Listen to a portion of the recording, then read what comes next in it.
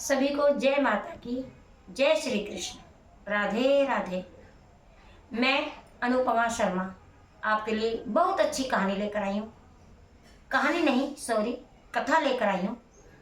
आप उसे सुने और पसंद आए तो लाइक, सब्सक्राइब, शेयर, कमेंट अवश्य करें। कथा बहुत अच्छी है, आपको पसंद आएगी। एक थे ब्रह्मदास जी। तो वो राधा और कृष्ण दोनों के अनन्य उपासक थे और उन्हीं के ऊपर कविताएं लिखा करते थे और इतनी अच्छी कविताएं लिखते थे कि उनकी ख्याति दूर दूर तक फैल चुकी थी। उन्हें दिव्य कवि कहते थे। और एक थे प्राकृत कवि। वो भी अच्छी लिखते थे, परंतु वो संसार की नश्वरता के ऊपर लिखते थे।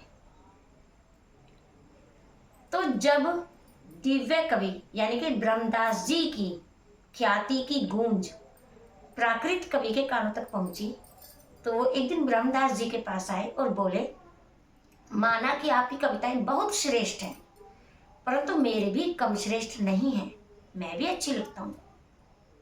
ब्रह्मदास जी बोले, मैंने तो ऐसा नहीं कहा कि तुम कम अच्छी लिखते हो या तुम ज्यादा अच्छी लिखते हो, या मैं कम अच्छी लिखता हूँ या मैं ज्यादा अच्छी लिखता हूँ, परंतु मैं सच्चिदानंद के ऊपर लिखता हूँ, मैं शाश्वत सत्य के ऊपर लिखता हूँ, तो मेरी कविताएं शाश्वत हैं। और आप संसार की नश्वरता के ऊपर, क्षण भंगुरता के ऊपर लिखते हो, इसलिए आपकी कविताएं नश्वर हैं।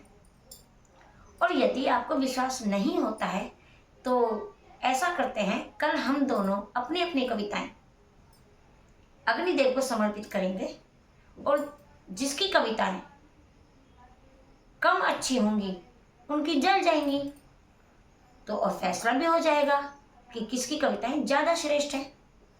अब प्राकृत कवि ने सोचा कि अग्निदेव को समर्पित करने के बाद तो, क्योंकि वो तो कागज है, तो कविताएं तो दोनों की ही जलेंगी, तो हम दोनों बराबर माने जाएंगे, तो कोई बुराई नहीं है। उन्होंने यह फैसला स्वीकार कर लिया। अगले दिन राज्यसभा में काफी भीड़ थी, क्योंकि फैसला होना था। दिव्य कवि, प्राकृत कवि दोनों अपनी अपनी कविताएं लेकर दरबार में हाजिर हुए। अग्नि जलाई गई, अग्निदेव को दोनों की कविताएं समर्पित कर दी गई। तो प्राकृत कवि की तो सारी कविताएं जलकर भस्मसात हो गई। और आश्चर्य की बात तो यह है कि जो ब्रह्मदास जी थे उनकी कविताएं पहले से भी अधिक चमक गई। प्राकृत कवि हार गए।